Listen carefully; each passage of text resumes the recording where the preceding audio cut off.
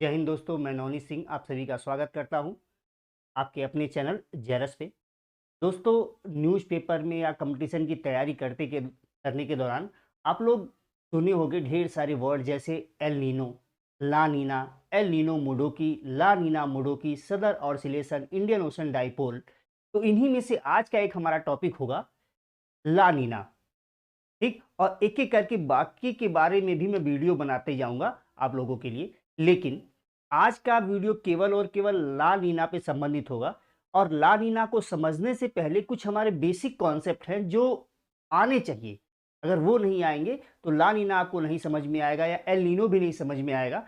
तो पहले उस बेसिक कॉन्सेप्ट को देख लेते हैं, उसके बाद हम ला नीना पे चलते हैं और ये देखते हैं कि विश्व स्तर पे इसका जलवायु पे, मौसम पे क्या प्रभाव पड़ता है। तो चलिए शुरू करते हैं पहले बेसिक कॉन्सेप्ट को, उसके बाद शुरू करेंगे हम ला नीना।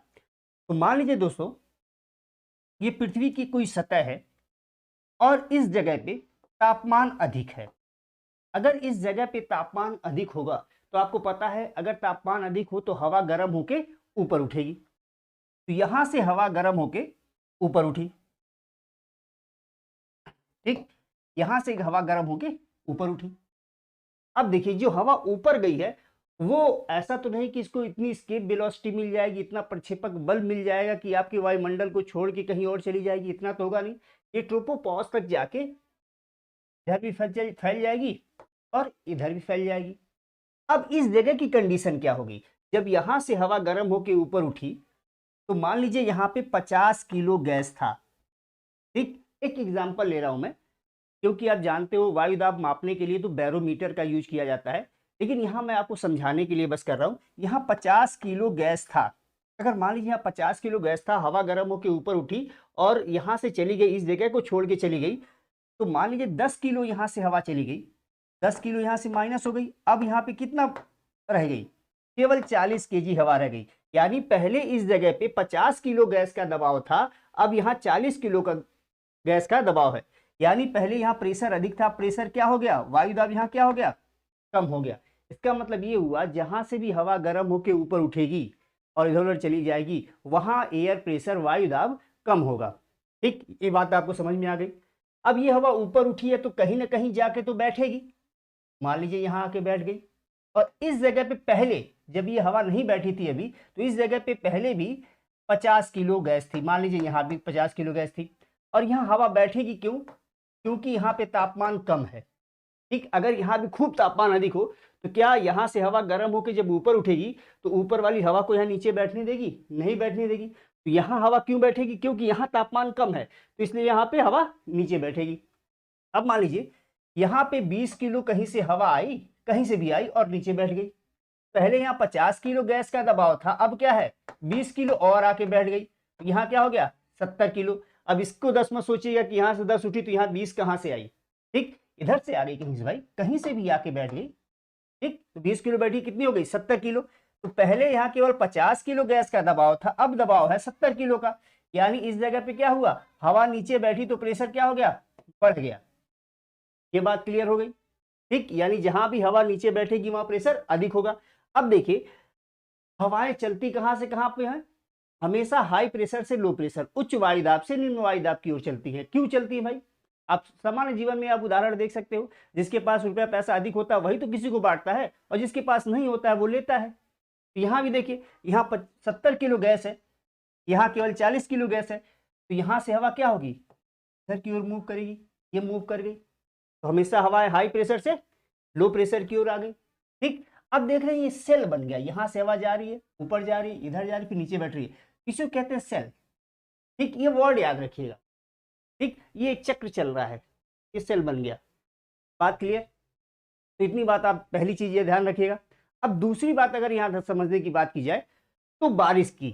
ठीक, वर्षा कैसे होती है, वर्षा को मैं डिटेल में नहीं बताने जा रहा हूँ कि ड्यू पॉइंट क्या होता है, एडियाबेटिक लैप्स रेट क्या होता है, ये सब बताने नहीं जा रहा हूँ।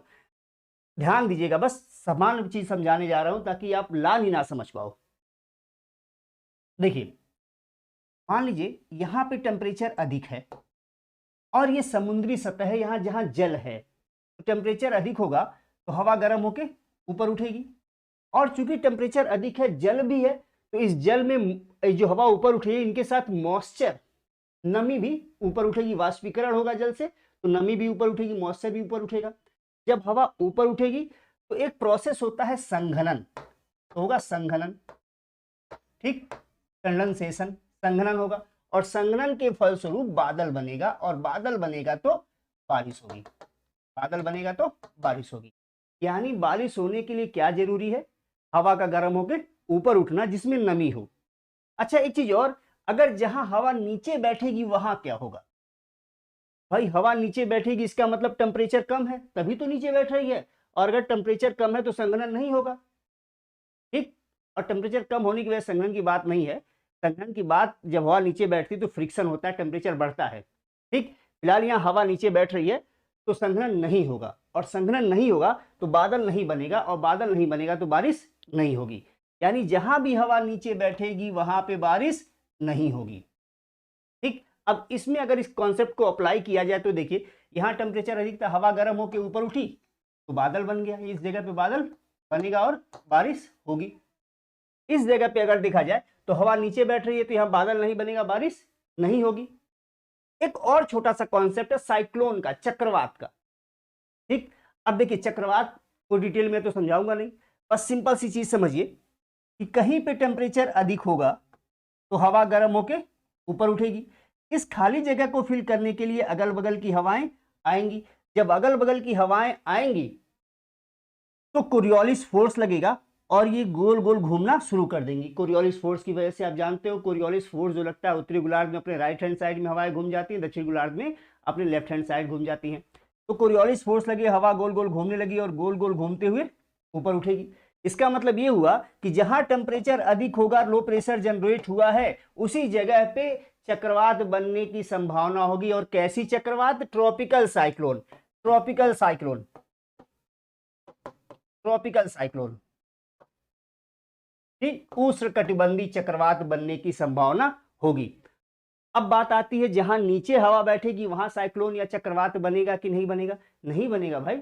कैसे बनेगा? हवा गर्म होकर ऊपर उठेगी तभी तो लो प्रेशर जनरेट होगा, और अगल बगल की हवा उस जगह को भरने के लिए आएंगी। यहाँ तो हवा नीचे बैठ रही है, और हवा जब नीचे बैठेगी तो दूर हटेगी, यहाँ साइक्लोन नहीं बनेगा, यहाँ क्या बनेगा? एंटी साइक्लोन, ठीक, प्रति चक्रवात बनेगा। जहां भी हवा नीचे बैठेगी वहां प्रति चक्रवातीय दशाएं उत्पन्न होंगी। तो ये सामान्य चीज आप यहाँ पे समझ गए। एक चीज और समझने लायक है, अगर हाई प्रेशर और लो प्रेशर का कंडीशन हो तो भारत में बारिश होगी कि नहीं होगी, जरा सा उस पर हम गौर करें। देखिए इस मैप के माध्यम से आपको बताना चाह रहा हूं। देखिए ये हमारा इंडिया, आपको ये मैप दिख रहा होगा, ये हमारा इंडिया, ठीक। अब देखिए ये है भूमध्य रेखा, ये भूमध्य रेखा। अब इस रीजन में यहां कहते हैं मैस्क्रीन हाई, हाई प्रेशर डेवलप होता। कैसे होता है मैस्क्रीन हाई में हाई प्रेशर डेवलप? ये यहां बात करने की जरूरत नहीं है, बस ये समझिए यहाँ मैस्क्रीन हाई है, यहाँ हाई प्रेशर डेवलप होता है। जब हाई प्रेशर डेवलप होता है तो हवाएं आती हैं इक्वेटर की ओर, और इक्वेटर से को घूम के भारत की ओर क्यों घूम जाती है भाई?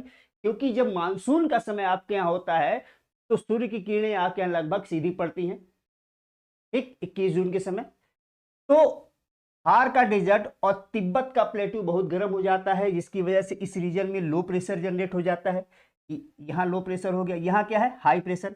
अब यहाँ से हवाएं क्या होती हैं? इस लो प्रेशर की ओर अट्रैक्ट होती हैं, तो भारत की ओर, चूंकि समुद्र की सतह से आ रही है तो नमी लेके आती हैं और भारत में बारिश करती हैं।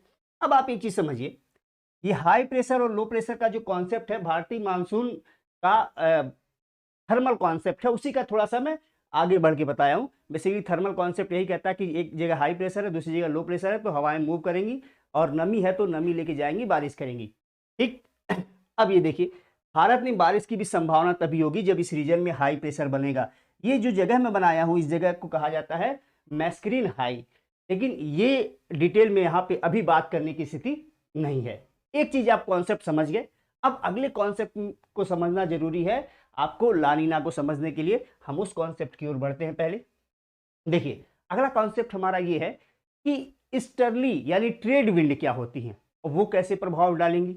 ध्यान रखिएगा, देखिए ये है भूमध्य रेखा, ठीक, और भूमध्य रेखा के आसपास ही चलती है ईस्टर्ली यानी ट्रेड विंड। आपको ध्यान होगा और आपको पता होना चाहिए कि सूरज की किरणें भूमध्य रेखा पर, ये है कर्क रेखा उत्तरी गोलार्ध में 23.5 डिग्री की लाइन, और ये मकर रेखा दक्षिण गोलार्ध में 23.5 डिग्री की लाइन, यानी ये ट्रॉपिक ऑफ कैंसर और ट्रॉपिक ऑफ कैप्रिकॉर्न और बीच वाली रेखा इक्वेटर। अब देखिए आपको पता होगा कि 21 मार्च के दिन सूरज की किरणें विषुवत रेखा पर सीधी पड़ती हैं, और जहां भी सूर्य की किरणें सीधी पड़ेंगी वहां इंसोलेशन अधिक प्राप्त होगा, सूर्यातप अधिक प्राप्त होगा, सूर्यातप अधिक प्राप्त होगा तो तापमान वहां पे अधिक रहेगा, और तापमान अधिक होगा तो लो प्रेशर वाली कॉन्सेप्ट कहानी बता ही चुका हूं। तो 21 मार्च के दिन सूर्य की किरणें विषुवत रेखा पर। उसके बाद 21 जून के समय सूरज की किरणें कर्क रेखा पर सीधी चमकती हैं, वहां सूर्य तप अधिक मिलेगा, इंसोलेशन अधिक मिलेगा। फिर 23 सितंबर के दिन सूर्य की किरणें दोबारा विषुवत रेखा पर सीधी चमकती हैं, और 22 दिसंबर के दिन सूर्य की किरणें मकर रेखा पर सीधी चमकती हैं। ठीक, अब मान लीजिए हम ट्रेड विंड को समझने जा रहे हैं, पूर्वा पवनी, उत्तरी और दक्षिण गोलार्ध की पूर्वा पवनों को समझने जा रहे हैं। तो मान लीजिए ये 21 मार्च का डेट है, 21 मार्च। ठीक, अब 21 मार्च का डेट है, इसका मतलब विषुवत रेखा पर इक्वेटर पर सनरेज स्ट्रेट पड़ रही हैं। ठीक, जिसकी वजह से इस लाइन को इंसोलेशन यानी सूर्यातप अधिक प्राप्त हो रहा है। सूर्यातप अधिक प्राप्त होने की वजह से यहाँ का तापमान अधिक होगा। अगर तापमान अधिक होगा तो हवाएं गर्म होके ऊपर उठेंगी। अगर हवा गर्म होके ऊपर उठेगी तो यहाँ जो जगह बन रही है, प्रेशर कम हो रहा है इस जगह पे, उस जगह को भरने के लिए अगल बगल की हवाएं यहाँ पे आएंगी।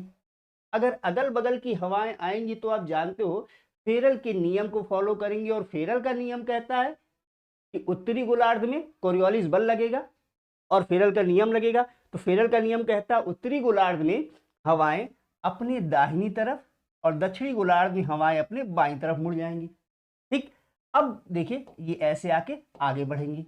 अगर इस तरह से हवाएं आगे बढ़ रही हैं तो अगर हम डायरेक्शन देखें तो ये है ईस्ट और इधर वेस्ट।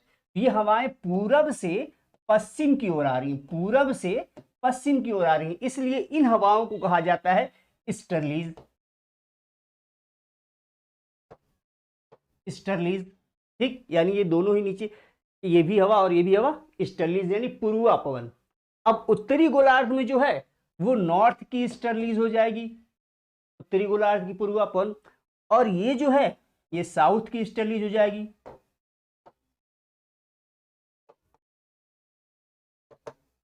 ठीक, दक्षिणी गोलार्ध की पूर्वा पवन हो जाएगी। और इन दोनों ही हवाओं को एक और नाम से जानते हैं, ट्रेड विंड। ट्रेड विंड, व्यापारिक पवन, यानी व्यापारिक पवनें भूमध्य रेखा के दोनों ओर पूरब से पश्चिम की ओर बहती हैं। अब पूरब से पश्चिम की ओर बहती हैं तो क्या ऐसे ही बहेंगी, तो ला नीना में इसका महत्व क्या है, तो आगे एक पिक्चर से हम इस बात को समझते हैं। देखिए ये आपको दिख रहा है, ये है आपका इक्वेटर का रीजन, ये भूमध्य रेखा। ठीक, अब ध्यान रखिए, और ऊपर से जो लाइनें आ रही हैं और नीचे से जो जा रही हैं, दोनों ही क्या है, ट्रेड विंड है, पूरब से पश्चिम की ओर आगे बढ़ेंगी। अब जहां समुद्र है, समुद्री सतह है, मान लीजिए इस रीजन को ही ले लें हम, समुद्री सतह है। ठीक, सूरज की किरणें सीधी पड़ रही हैं तो तापमान अधिक है, और तापमान अधिक है तो समुद्र का सरफेस, समुद्र का सतह भी तो गर्म होगा, ऊपरी सतह गर्म होगा कि नहीं होगा, यानी समुद्री जल जो सतह पे होगी वो गर्म होगी, यानी यहाँ पे गर्म जल उपलब्ध होगा। अब ये हवाएं चलेंगी तो क्या इस गर्म जल को यहीं छोड़ के आगे बढ़ेंगी कि इनको लेके अपने साथ आगे बढ़ेंगी? भाई जब हवा चलेगी तो हवाओं से फ्रिक्शन होगा समुद्र की सतह पे, और फ्रिक्शन होगा तो वो जल को आगे लेके बढ़ेंगी। और जल कैसा है, गर्म जल है, वार्म वाटर है। अब देखिए इसका आप घर पे भी एक प्रैक्टिकल कर सकते हो, थाली में पानी रख लीजिए और फूंक मारिए, और जब फूंक मारोगे तो जल का जहां से हवा जाएगी उस जगह से जल आगे की ओर बढ़ता हुआ आपको मिलेगा। तो सेम कंडीशन यहां हो रहा है, तो ये जल भी क्या होगा, अपने साथ ये हवा आगे लेके जाएगी, जहां भी बाधा होगी उस जगह पे उस हवा उस जल को इकट्ठा करेगी। भाई लगातार इधर से जल आ रही है और जहां भी बाधा होगा जमीनी भाग आ जाएगा, वहां वो जल इकट्ठा हो जाएगा। ठीक, तो यानी ट्रेड विंड समुद्र की सतह के गर्म जल को लेके आगे बढ़ती हैं जो भूमध्य रेखा के आसपास है। ठीक, ये बात आप समझ में आ गई होगी आप लोगों को। अब ये बात अगर समझ में आ गई तो यहीं एक चीज और बता दूं, थर्मल इक्वेटर बहुत डिटेल में जाऊंगा। देखिए, तापीय भूमध्य रेखा जो होती है वो ऊपर नीचे होती है सूर्य के उत्तरायण और दक्षिणायन होने के साथ साथ। ठीक, नॉर्थ फेसिंग और साउथ फेसिंग जब सन होता है उसी के साथ थर्मल इक्वेटर अलग होता ही है, लेकिन जो ज्योग्राफिकल इक्वेटर है वो अपनी जगह पे हमेशा रहती है। लेकिन थर्मल इक्वेटर सूर्य की वजह से बना है तो ऊपर नीचे होगा। ठीक, ये इसके बारे में हम कभी और वीडियो में डिटेल में चर्चा करेंगे। अगला कॉन्सेप्ट है अपवेलिंग का। अपवेलिंग क्या होती है? अब ध्यान दीजिएगा, ये ब्लू पार्ट जो दिख रहा है ये वाटर बॉडी है, ये लैंड पार्ट है, ठीक, जमीन का भाग है। और ये देखिए ऑफशोर विंड, यानी पृथ्वी की सतह जमीन से लैंड पार्ट से हवा बह रही है, कहीं भी जाएगी। अब एक चीज ध्यान रखिए, जब ये हवा मूव करेगी, जब ये हवा मूव करेगी तो समुद्र की सतह के जल को भी अपने साथ क्या होगा, लेके आगे बढ़ेगी। अब इस जल को जब ये लेके आगे बढ़ेगी तो कहीं ना कहीं तो ये इकट्ठा करेगी। मान लीजिए ये एक जमीन है इधर, तो यहां इस जल को इकट्ठा करना शुरू कर दिया। अब यहां जब जल इकट्ठा होगा तो इस जल के ऊपर, इसके ऊपर प्रेशर पड़ेगा, और जब प्रेशर पड़ेगा तो जल नीचे बैठेगा, और जब नीचे बैठेगा तो जहां भी नीचे ऊपर प्रेशर पड़ेगा तो जल क्या होगा, नीचे बैठेगा। तो ये इधर भी जाएगा जल, और इधर जगह है तो चूंकि जमीन है तो इधर तो जाने से रहा, इधर जाएगा जल। अब एक चीज ध्यान देने की बात है, जो यहां से नीचे से जल ये मूव किया इधर, ये ठंडा जल होगा कि गर्म? भाई समुद्र की सतह के नीचे का, समुद्र के ऊपरी सतह से नीचे का जल है तो कैसा होगा, ठंडा जल होगा, कूल वाटर होगा। ठीक, जब कूल वाटर होगा तो ये कूल वाटर आगे बढ़ा, और ये जब कूल वाटर आगे बढ़ेगा तो जिस जगह से ये जल हटा है उस जगह का जल का तल कम होगा। क्यों कम होगा भाई? यहां का जो जल था वो तो आगे बढ़ गया, तो यहां का जल कुछ तो कम होगा, तो इस जगह पे प्रेशर नहीं होगा, तो ये जल क्या होगा, ऊपर उठेगा। और जब ऊपर उठेगा तो चूंकि नीचे से आ रहा है, एक तो ये कोल्ड होगा, ठंडा होगा, कूल होगा। ठीक, दूसरा, नीचे से आने की वजह से नीचे से अपने साथ पोषक तत्व लेके आएगा। कैसे पोषक तत्व लेके आएगा? तो नाइट्रेट्स और फास्फेट्स जैसे पोषक तत्व लेके आएगा, और प्रकाश संश्लेषण की क्रिया द्वारा जो फाइटोप्लैंक्टन है इस नाइट्रेट्स और फास्फेट्स को यूज करेंगे और अपना विकास करेंगे। अब फाइटोप्लैंक्टन का जब विकास होगा तो जो जू प्लैंक्टन होते हैं, जैसे मछलियां होती हैं जो फाइटोप्लैंक्टन के ऊपर निर्भर रहती है, उनको खाने के लिए इस जगह पे आएंगी। क्योंकि यहां से पोषक तत्व ऊपर गया है। कैसा तत्व गया ऊपर? पोषक तत्व ऊपर गया है, और पोषक तत्व ऊपर गया है तो फाइटोप्लैंक्टन उसको ग्रहण किए हैं, अपना विकास किए हैं। तो मछलियां क्या करेंगी, खाने के लिए आएंगी इस साइड में। ठीक, ये मछली आएगी और खाएगी, और जब मछली खाने आएगी तो आप लोग तो तैयार बैठे हो जाल लेके मछली मारने के लिए। तो मछली मारने का जो उद्योग है, जहां भी ऐसा अपवेलिंग होगा, इसे अपवेलिंग कहते हैं जल के ऊपर आने को, तो जहां भी ये अपवेलिंग होगा वहां मछली मारने का उद्योग बहुत ही विकसित होगा। ठीक, ये अपवेलिंग के कॉन्सेप्ट को आप समझ गए होंगे। अब हम समझते हैं एक और छोटा सा कॉन्सेप्ट है वॉकर। वॉकर सेल का जहां तक कॉन्सेप्ट है बहुत ही आसान है, इतनी चीजें जो समझ गए आप लोग, बहुत ही आसान सा कॉन्सेप्ट है वॉकर सेल का। अब ध्यान दीजिए, देखिए ये है आपका ऑस्ट्रेलिया का तट, ये जो एरिया है ये ऑस्ट्रेलिया का तट है, और ये है साउथ अमेरिका का तट। ठीक, और ये प्रशांत महासागर है पूरा, और ये वाला जो भाग है पूर्वी प्रशांत महासागर है, यानी दक्षिणी अमेरिका का पश्चिमी तट जो है वो पूर्वी प्रशांत महासागर है, जबकि ऑस्ट्रेलिया का ये जो तट है, ऑस्ट्रेलिया का जो पूर्वी तट है वो पश्चिमी प्रशांत महासागर का एरिया है। ये बात ध्यान रखिएगा। अब देखिए, ये ट्रेड विंड चली, और जब ये ट्रेड विंड यानी व्यापारिक पवनें चलेंगी तो अपने साथ हवा को लेके, अपने साथ गर्म जल को लेके आगे बढ़ेंगी, और इस जगह पे इस गर्म जल को इकट्ठा करेंगी। अब यहाँ पे इन्होंने गर्म जल को इकट्ठा कर दिया, और गर्म जल को जब इन्होंने इकट्ठा किया तो इस जगह पे, इस रीजन में तापमान अधिक हो गया, इस रीजन में तापमान अधिक हुआ, और जब तापमान अधिक होगा तो हवा गर्म होके ऊपर उठेगी, हवा गर्म होके ऊपर उठेगी। इस जगह पे लो प्रेशर जनरेट होगा, यानी ऑस्ट्रेलिया के पूर्वी तट पे, उत्तरी पूर्वी तट पे, ठीक, लो प्रेशर जनरेट हुआ। दूसरी ओर देखिए, इस ये जो हवा ऊपर उठी है, एक ब्रांच तो चली आएगी आपके हिंद महासागर की ओर, और दूसरी ब्रांच गई और पूर्वी प्रशांत महासागर में जाके नीचे बैठी। ठीक, पूर्वी प्रशांत महासागर में जब जाके नीचे बैठी, तो ये जब ये नीचे बैठेगी तो यहाँ पे हाई प्रेशर जनरेट करेगी। आपको अभी बताया हूँ, जहां भी हवा नीचे बैठेगी हाई प्रेशर जनरेट करेगी, और ये ट्रेड विंड आपकी यहाँ से हाई प्रेशर से चली रही है और ये लो प्रेशर की ओर आ रही है। तो आप देख रहे हो, यहाँ से आप विंड आई, ऊपर गई, फिर आई, नीचे बैठी। ये जो पूरा है ये एक सेल है, अभी आपको बताया हूँ सेल, ये एक सेल है, और इसका पता लगाया था गिलबर्ट वॉकर ने, वॉकर महोदय ने पता लगाया था, इसलिए इस सेल को कहा जाता है वॉकर सेल। इसे क्या कहते हैं? वॉकर सेल, ध्यान रखिएगा। और वॉकर सेल का बहुत ही इंपॉर्टेंस है एल नीनो और ला नीना में, तो ये ध्यान रखिएगा वॉकर सेल का। और वॉकर सेल को थोड़े से अगर हम मैप के साथ समझें तो और आपको आसान होगा समझना। देखिए, ये है भूमध्य रेखा जा रही है, ठीक, इस रीजन में हवा गर्म होके ऊपर उठी, इधर गई, पूर्वी प्रशांत महासागर में नीचे बैठी, और ये ट्रेड विंड फिर आ रही हैं।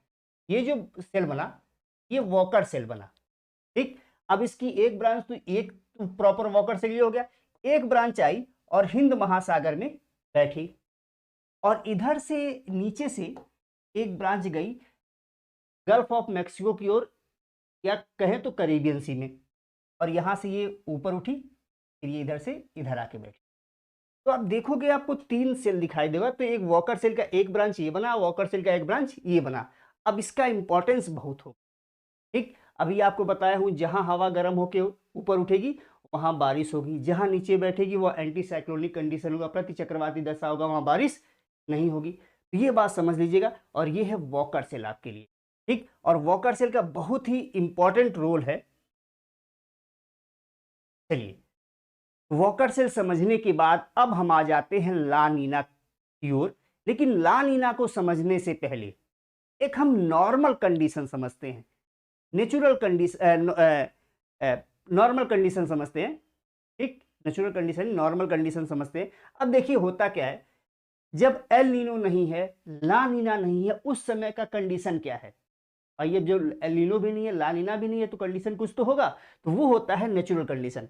बेसिकली होता क्या है कि इधर से ट्रेड विंड चली पूरब से पश्चिम की ओर, यानी पूर्वी प्रशांत महासागर से चली पश्चिमी प्रशांत महासागर की ओर आई, और ऑस्ट्रेलिया के उत्तर पूर्व में और साउथ ईस्ट एशिया में, दक्षिणी पूर्वी एशिया की ओर, खासकर इंडोनेशिया और ताइवान के आसपास के क्षेत्र में, ये गर्म जल को, यहां से जो ट्रेड विंड चली अपने साथ गर्म जल को लेके आ रही है, और इस जगह पे पूरे इस रीजन में गर्म जल को इकट्ठा की। अब नॉर्मल कंडीशन या न्यूट्रल कंडीशन ये होता है कि इस स्थिति में न ट्रेड विंड बहुत तेज होती हैं और न ही ट्रेड विंड बहुत कमजोर होती हैं, यानी ट्रेड विंड व्यापारिक पौने सामान्य गति से चलती हैं, न बहुत तेज न बहुत कमजोर। जब वो सामान्य गति से चलती है तो इस जल को लेके उत्तरी पूर्वी ऑस्ट्रेलिया में और साउथ ईस्ट एशिया के पास इंडोनेशिया के रीजन में यहाँ जमा करती हैं। जब ये वार्म वाटर लेके चुकी आ रही हैं, गर्म जल लेके यहाँ से आ रही हैं, तो इस रीजन का टेम्परेचर क्या हो जाएगा? अधिक हो जाएगा। टेम्परेचर अधिक होगा तो हवा गर्म होके ऊपर उठेगी, और जब हवा गर्म होके ऊपर उठेगी तो कहीं ना कहीं तो जाएगी। एक ब्रांच इसकी चली आई हिंद महासागर की ओर, और दूसरी ब्रांच चली गई प्रशांत महासागर के पूर्वी भाग में, यानी दक्षिणी अमेरिका के दक्षिणी अमेरिका के पश्चिमी तट पे, ठीक। और पूर्वी प्रशांत महासागर बेसिकली इक्वाडोर और पेरू के आसपास के क्षेत्रों में ये नीचे बैठी। अब देख रहे हो आप, एक वॉकर सेल बन गया प्रॉपर, ठीक। जहां ये हवा नीचे बैठी ये हाई प्रेशर जनरेट की, बात क्लियर। अब दूसरा, इसकी एक ब्रांच चली गई इधर, और ये ऊपर गई और इधर आके नीचे बैठी। थोड़ा मैं इधर दूर बना दिया हूं और थोड़ा इधर होना चाहिए था, चलिए कोई नहीं। तो ये कंडीशन बना। अब आपको यहां ये समझना होगा कि नॉर्मल कंडीशन में जब प्रॉपर वॉकर सेल है ट्रेड विंड बहुत तेज बहुत कमजोर नहीं है, तो कंडीशन क्या बनती है मौसम की, ठीक, कहाँ बारिश आएगा, कहाँ चक्रवात उत्पन्न होगा, कहाँ बाढ़ आएगा, ठीक, ये देखना है। एक चीज और यहाँ हम आपको बताते चले कि सामान्य दशा में इंडोनेशिया के आसपास के क्षेत्रों में, उत्तरी पूर्वी ऑस्ट्रेलिया के और इंडोनेशिया के आसपास के क्षेत्रों में, यानी कुल मिला के पश्चिमी प्रशांत महासागर का इस एरिया में जल का जो स्तर होता है 50 से 60 सेंटीमीटर ऊंचा होता है। 50 से 60 सेंटीमीटर ऊंचा होता है इस रीजन का जल। किसकी तुलना में? दक्षिण अमेरिका के दक्षिण उत्तरी पश्चिमी भाग की तुलना में, यानी इस रीजन की तुलना में, इस रीजन का जल स्तर क्या होता है? 50 से 60 सेंटीमीटर अधिक होता है। ठीक, तो आगे बढ़ते हैं और देखते हैं क्या होगा। उसके बाद दोबारा इस चित्र पे हम एक बार आएंगे। चलिए देखिए, इस चित्र को देख रहे हो आप, अभी आप देखे हो, ये ऑस्ट्रेलिया आपको दिख रहा होगा। यहां से हवा गर्म होके ऊपर उठी, एक ब्रांच इधर गई और पूर्वी प्रशांत महासागर में बैठी और ये ट्रेड विंड आ रही है। एक ब्रांच इधर गई और हिंद महासागर में यानी अरब सागर के आसपास के क्षेत्र में बैठी और यहाँ से विंड इधर आ रही है। दूसरा, एक इसकी ब्रांच गई गल्फ ऑफ मैक्सिको की ओर, बेसिकली कैरिबियन सी में ऊपर उठी और एक इधर आ गई, ये सेल बना। अब बारिश कहाँ होगी? अगर आपसे ही पूछा जाए बारिश कहाँ होगी, ये नॉर्मल कंडीशन है या न्यूट्रल कंडीशन कहो आप। देखिए, ऑस्ट्रेलिया के उत्तर पूर्वी या साउथ ईस्ट एशिया के एरिया में हवा गर्म होकर ऊपर उठ रही है, तो इस रीजन में यानी उत्तरी पूर्वी ऑस्ट्रेलिया में, साउथ ईस्ट एशिया में बारिश होगी। एकदम कंफर्म है, यहाँ बारिश होगी क्योंकि हवा गर्म होकर यहाँ से ऊपर उठ रही है। अगर वहीं हम पूर्वी प्रशांत महासागर में दक्षिण अमेरिका के पश्चिमी तट की बात करें, तो चूंकि यहाँ हवा नीचे बैठ रही है तो यहाँ हाई प्रेशर होगा, और हाई प्रेशर होगा तो यहाँ बारिश नहीं होगी, यहाँ बारिश नहीं होगी। लेकिन वहीं हम अगर गल्फ ऑफ मैक्सिको की ओर चले जाएं, ठीक, तो यहाँ हवा गर्म होके ऊपर उठ रही है, तो इस रीजन में भी यानी इस रीजन में भी बारिश होगी। ठीक, इस रीजन में बारिश होगी। अगर हम इंडिया की ओर आए, चूंकि हवा नीचे बैठ रही है, अब यहाँ थोड़ा सा आपको ध्यान देने की बात है, चूंकि हवा नीचे बैठ रही है तो इस रीजन में हाई प्रेशर जनरेट हो रहा है। और आपको बताया था मैं एक बात कि यहाँ हाई प्रेशर जनरेट होगा और आपके देश में मानसून आने का समय है, तो आपके थार का डिजर्ट जो होगा वो गर्म होगा, तो यहाँ लो प्रेशर जनरेट होगा, यहाँ से हवाएं चलेंगी और भारत की ओर मूव करेंगी, यानी इंडिया में भी बारिश होगी। क्योंकि यहाँ जितना ही अच्छा हाई प्रेशर जनरेट होगा उतनी ही अच्छी बारिश इंडिया में होगी। एक हो गया, बारिश की बात हो गई नेचुरल फेज में या नॉर्मल फेज में। अब देखते हैं हम चक्रवात कहाँ उत्पन्न होगा। ध्यान दीजिएगा, थोड़ा मैं कलर चेंज करता हूं। देखिए, चक्रवात, हवा गर्म होकर ऊपर उठेगी, कोरियोलिस फोर्स लगेगा, हवा गोल गोल घूमेगी और उत्तरी पूर्वी ऑस्ट्रेलिया का क्षेत्र, साउथ ईस्ट दक्षिणी पूर्वी एशिया का क्षेत्र, यहां पे ट्रॉपिकल साइक्लोन,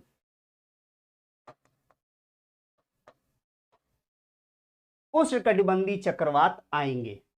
ठीक, यहां आप जानते हो चाइना के आसपास जो चक्रवात आता है उसे आप कहते हो टाइफून। तो यहाँ टाइफून आएंगे जब न एल नीनो हो न ला नीनो हो, न्यूट्रल फेज हो, नॉर्मल फेज हो।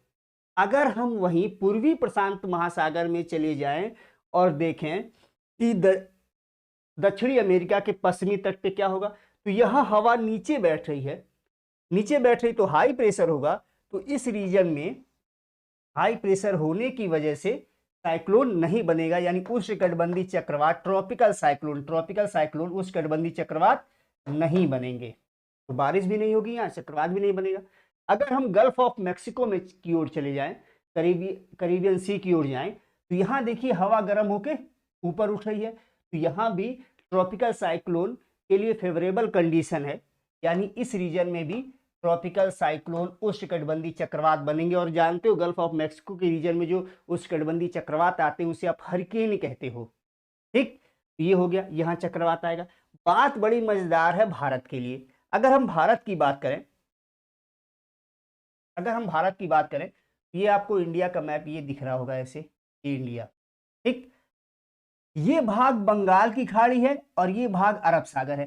तो अरब सागर के क्षेत्र में, के आसपास के क्षेत्रों में ये हवा नीचे बैठी है, तो अरब सागर के आसपास के क्षेत्रों में तो हाई प्रेशर हुआ है, उच्च वायु दाब बना है। तो अरब सागर के क्षेत्र में ट्रॉपिकल साइक्लोन, उष्णकटिबंधीय चक्रवात नहीं आएगा। लेकिन वहीं बंगाल की खाड़ी में देखें अगर, तो ये एरिया यहाँ गर्म जल है इस रीजन में। तो गर्म जल का प्रभाव जैसे ही बंगाल की खाड़ी में होगा, ये बंगाल की खाड़ी, बे ऑफ बंगाल, जैसे ही बंगाल की खाड़ी में इस गर्म जल का प्रभाव होगा, तो आप जानते हो जब टेम्परेचर अधिक होगा तो हवा गर्म होकर ऊपर उठेगी, कोरियोलिस फोर्स लगेगा और चक्रवात बनेगा। तो इस समय बंगाल की खाड़ी में ट्रॉपिकल साइक्लोन, उष्णकटिबंधीय चक्रवात आएंगे। ये बात क्लियर हो गई। इस समय बंगाल की खाड़ी में उष्णकटिबंधीय चक्रवात आएंगे।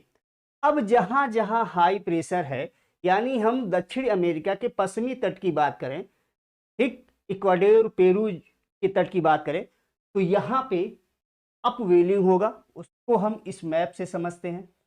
देखिए ये मैप ध्यान दीजिए, देखिए यहां पे है हाई प्रेशर। इस रीजन में अगर हाई प्रेशर है, एयर प्रेशर की बात हो रही है, यहां पे जल इकट्ठा हुआ है, तो जल प्रेशर बनाएगा और ये प्रेशर की वजह से जल नीचे बैठेगा, इस ओर मूव करेगा, तो यहां अपवेलिंग होगी। और जब दक्षिण अमेरिका के पश्चिमी तट पर अपवेलिंग होगी, तो नीचे के जो पोषक तत्व हैं वो ऊपर आएंगे, और जब नीचे के पोषक तत्व आएंगे तो फाइटोप्लैंक्टन विकसित होंगे और उसको खाने के लिए मछलियां आएंगी और मछली मारने का उद्योग विकसित होगा। यानी दक्षिण अमेरिका के पश्चिमी तट पे मछली मारने का उद्योग यहाँ विकसित होगा, अगर ये कंडीशन होगा तो। बात क्लियर? तो यानी नॉर्मल फेज में, न्यूट्रल फेज में दक्षिण अमेरिका का पश्चिमी तट मछली मारने के अच्छे स्थिति में होता है, मछली मारने का उद्योग यहाँ विकसित रहता है। ठीक, ये बात आप जान गए। अब हम शुरू करते हैं लानीनो, लानीना, ठीक, एलिनो नहीं, लानीना। अब लानीना की अगर हम बात करें तो लानीना स्पेनिश शब्द है और इसका अर्थ होता है लिटिल गर्ल, छोटी बच्ची। लानीना का मतलब होता है छोटी बच्ची। लानीना को एक और नाम से जानते हैं, एंटी एल नीनो। लानीना को एक और नाम दिया जाता है, एंटी एल नीनो। लानीना को एल विएजो भी कहा जाता है, स्पेनिश भाषा है एल विएजो। लानीना को एल विएजो कहा जाता है और एल विएजो का अर्थ होता है ओल्ड मैन। ठीक, तो ये सामान्य सी जानकारी थी जो आपके एग्जाम के पॉइंट ऑफ व्यू से इंपॉर्टेंट था, एग्जाम में पूछा जा सकता है एल विएजो किसे कहा जाता है, ठीक, या एंटी एल नीनो किसे कहा जाता है, ठीक, या लिटिल गर्ल किसे कहा जाता है। तो आप इस बात को ध्यान रखिएगा कि लानीना को ही ये सब नाम दिया गया है। अब एक चीज ध्यान रखना, बहुत आसान हो गया, न्यूट्रल फेज आप समझ गए तो ये बहुत आसान हो गया। अगर मान लीजिए ट्रेड विंड बहुत मजबूत हो, न्यूट्रल फेज में क्या था, ट्रेड विंड सामान्य थी, ना बहुत तेज थी ना बहुत कमजोर थी, लेकिन अगर ट्रेड विंड व्यापारिक पवनें बहुत ताकतवर हों, तो व्यापारिक पवनें बहुत ताकतवर अगर होंगी तो बहुत तेजी से आगे बढ़ेंगी। जितनी ही अधिक ताकतवर होगी उतना ही अधिक जल पूर्वी प्रशांत महासागर से पश्चिमी प्रशांत महासागर की ओर लेके आएंगे, इस पूर्वी प्रशांत महासागर से पश्चिमी प्रशांत महासागर की ओर लेके आएंगे। और चूंकि सरफेस के जल को ले आएंगी वो गर्म होगा, तो पूर्वी प्रशांत महासागर से पश्चिमी प्रशांत महासागर की ओर वार्म वाटर लेके आएंगी, गर्म जल लेके आएंगी, और इस पूरे रीजन में गर्म जल इकट्ठा होगा। और जब गर्म जल इकट्ठा होगा तो मैं पहले सामान्य दशा में ही बता दिया हूं कि सामान्य दशा में यहां की ऊंचाई इस भाग की तुलना में 50 से 60 सेंटीमीटर अधिक होता है। अब इस कंडीशन में तो और अधिक हो जाएगा इस जगह की ऊंचाई। ठीक, फिलहाल जब गर्म जल यहां आएगा तो यहां का तापमान अधिक होगा, तापमान जब अधिक होगा तो हवा गर्म होकर ऊपर उठेगी, हवा गर्म होकर ऊपर उठेगी तो इधर भी जाएगी और इधर भी आएगी। इधर जाएगी, नीचे बैठेगी तो यहाँ हाई प्रेशर, और जितना ही अधिक ट्रेड विंड मौजूद होगी उतनी ही तेजी से हवा यहां से भी ऊपर उठेंगी, ठीक, और उतनी तेजी से हवा यहां भी नीचे बैठेंगी खाली जगह की वजह से। अब ये हाई प्रेशर बना यहाँ पे, ठीक, यहाँ तापमान अधिक है तो यहाँ पे लो प्रेशर बना। यहाँ से विंड इधर आई, अरब सागर के क्षेत्र में बैठी, अरब सागर के आसपास के क्षेत्र में बैठी, यहाँ पे हाई प्रेशर जनरेट हुआ। ये बात समझ गए? ये प्रॉपर वॉकर सेल भी बना है। इधर भी देखिए, यहां से हवा इधर जाएगी, इधर ऊपर उठेगी और इधर आएगी, ठीक, प्रॉपर वॉकर सेल है। ट्रेड विंड बहुत मजबूत है। अब इसको चक्रवात कहाँ आएगा, बारिश कहाँ होगी, इसको इस चित्र के माध्यम से हम समझते हैं। देखिए, ट्रेड विंड बहुत मजबूत है, बहुत तेजी से गर्म जल आ रही है, एरिया पे टेम्परेचर अधिक हुआ, गर्म हवा बहुत तेजी से उठी। जितना ही टेम्परेचर अधिक होगा उतना ही वाष्पोत्सर्जन होगा, वाष्पोत्सर्जन होगा, और वाष्प जितना ही अधिक होगा उतना ही तो रॉ मटेरियल होगा बादल बनने के लिए, ठीक। हवा तेजी से ऊपर उठेगी, संघनन होगा और बादल बनेगा, और जितना ही अधिक बादल बनेगा उतनी ही अधिक बारिश होगी। यानी दक्षिणी पूर्वी एशिया और उत्तरी पूर्वी ऑस्ट्रेलिया, यानी ऑस्ट्रेलिया का पूर्वी भाग और उत्तरी भाग जम की बारिश होगी और बाढ़ की कंडीशन बनेगी। कब? जब ला नीना है, बाढ़ की कंडीशन यहां बनेगी। पहली चीज, अगर हम बात करें पूर्वी प्रशांत महासागर या दक्षिणी अमेरिका के पश्चिमी तट की, तो ये हाई प्रेशर जनरेट हो रहा है तो यहां बारिश नहीं होगी। अगर हम बात करें गल्फ ऑफ मैक्सिको कैरिबियन सी की, यहां हवा गर्म होकर तेजी से ऊपर उठ रही है तो इस रीजन में क्या होगा? बारिश होगी, यहां बारिश होगी, यहां भी बारिश होगी, यहां तो बताया हूं अभी आपको बारिश होगी। अगर हम भारत की बात करें तो आप देखिए, ये मैप आपको दिख रहा होगा, ये का। अब इस रीजन में हवा बैठ रही है नीचे, यहां जितना ही अधिक हवा बैठेगी और जितना ही अधिक हाई प्रेशर जनरेट होगा उतनी ही तेजी से हवा इंडिया की ओर मूव करेंगी। ये लो प्रेशर इंडिया में है ही है, ठीक, तो यहां से हवा मूव करेगी इंडिया की ओर और उतनी ही अधिक बारिश होगी। तो जितना अधिक यहाँ हाई प्रेशर होगा उतनी ही ज्यादा हवा, उतनी ही तेजी से हवा इंडिया की ओर मूव करेंगी। समुद्र सतह से आ रही हैं, नमी लेके आएंगी और जम की बारिश करेंगी। तो भारत में भी बाढ़ जैसी, फ्लड जैसी कंडीशन बनेगी, जैसा कि उत्तरी पूर्वी ऑस्ट्रेलिया और साउथ ईस्ट एशिया में, दक्षिण पूर्वी एशिया में हुआ, वैसी ही कंडीशन भारत में भी होगी, जम की बारिश होगी और बाढ़ जैसी कंडीशन बनेगी, ठीक। अब बात करते हैं चक्रवात की। चक्रवात देखिए, यहां यानी उत्तरी पश्चिमी प्रशांत महासागर में उत्तरी पूर्वी ऑस्ट्रेलिया और पूर्वी ऑस्ट्रेलिया और साउथ ईस्ट एशिया, दक्षिण पूर्वी एशिया में ट्रॉपिकल साइक्लोन, उष्णकटिबंधीय चक्रवात बनेंगे, टाइफून बनेंगे ही नहीं, फ्रीक्वेंसी ज्यादा होगी, ज्यादा बार बनेंगे और ताकतवर भी ज्यादा होंगे, बहुत मजबूत उष्णकटिबंधीय चक्रवात बनेंगे, ठीक। तो यहाँ बहुत मजबूत चक्रवात बनेंगे और बारंबारता यानी फ्रीक्वेंसी बढ़ जाएगी। अगर हम गल्फ ऑफ मैक्सिको की बात करें तो यहाँ भी उष्णकटिबंधीय चक्रवात बनेंगे और ताकतवर बनेंगे और उनकी बारंबारता यानी फ्रीक्वेंसी भी बढ़ जाएगी, ठीक। अगर हम भारत की ओर आए तो भारत में कंडीशन क्या होगा? क्योंकि अरब सागर के आसपास के क्षेत्रों में हाई प्रेशर का जोन बन रहा है, तो यहाँ अरब सागर के आसपास में हवाएं बैठ रही हैं, तो अरब सागर में, अरेबियन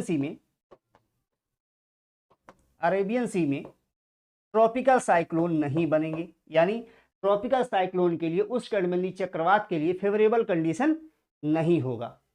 लेकिन अगर वहीं बंगाल की खाड़ी की हम बात करें तो चूंकि इस गर्म जल का प्रभाव बंगाल की खाड़ी में आएगा, तो बंगाल की खाड़ी में tropical cyclone, bay of Bengal की में ट्रॉपिकल साइक्लोन बनेंगे भी, मजबूत भी होंगे और उनकी बारंबारता, फ्रीक्वेंसी भी ज्यादा होगी, ज्यादा बनेंगे, 1 2 3 4 5 भी बन सकते हैं, ठीक। तो फ्रीक्वेंसी ज्यादा होगी। तो ये हो गया चक्रवात की बात।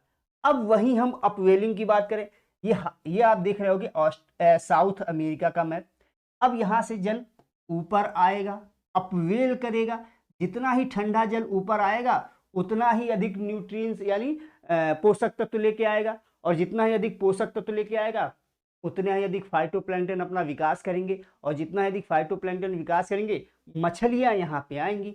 जब यहाँ मछलियाँ आएंगी तो खाने के लिए हम लोग, मछली मारने वाले लोग वहाँ पहुँच जाएंगे और मछली मारेंगे, तो मछली मारने का उद्योग यहाँ विकसित होगा।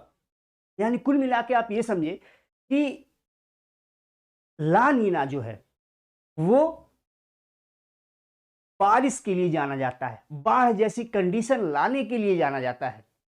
ठीक, अब इसका जस्ट उल्टा है एल नीनो, उसके बारे में हम किसी और वीडियो में बात करेंगे। ठीक, लेकिन इतना ध्यान रखिएगा कि जब ला नीना का कंडीशन हो तो ऐसा ही नहीं कि बहुत बारिश होगी भारत में। भारत में बारिश के लिए 16 फैक्टर्स काम करते हैं। 16 फैक्टर्स में से एक फैक्टर ये है। ठीक, अगर इंडियन ओशन डाइपोल निगेटिव हो तो क्या हो जाएगा, पॉजिटिव हो तो क्या होगा, मैस्क्रीन हाई में हाई प्रेशर कम हो तो क्या होगा। ठीक, तो ढेर सारे कंपोनेंट हैं मानसून के, तो उसके बारे में नहीं, उसके बारे में हम आगे देखेंगे। लेकिन सिर्फ ला नीना का कंडीशन हो तो बारिश कहाँ होगी। बाकी फैक्टर्स को हम किनारे करके सिर्फ ला नीना के बारे में अगर समझें, बाकी फैक्टर एक साथ मिला देंगे तो बात कंडीशन तो कुछ और हो सकती है, लेकिन सिर्फ ला नीना हो तो क्या होगा, तो भारत में बाढ़ आएगा। ठीक, दक्षिण अमेरिका के पश्चिमी तट पे सूखा पड़ेगा। ठीक, ऑस्ट्रेलिया, साउथ ईस्ट एशिया में बाढ़ आएगा।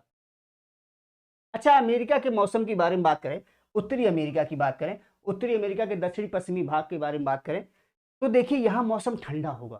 क्यों? क्योंकि इस रीजन में ठंडे जल का प्रभाव है, नीचे से हवा विंड कूल वाटर अपवेल कर रही है, तो यहाँ ठंडा मौसम हो ला नीना के समय।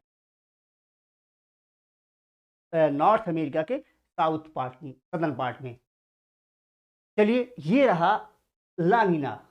अगले वीडियो में हम आपके सामने उपस्थित होंगे एल नीनो के पार्ट को लेके। अगर अभी भी कोई कंफ्यूजन है तो कमेंट बॉक्स में कमेंट कीजिएगा और मैं उसके बारे में आपसे बात करूंगा, समझाऊंगा। चलिए, इसी के साथ आज की वीडियो को हम समाप्त करते हैं। जय हिंद।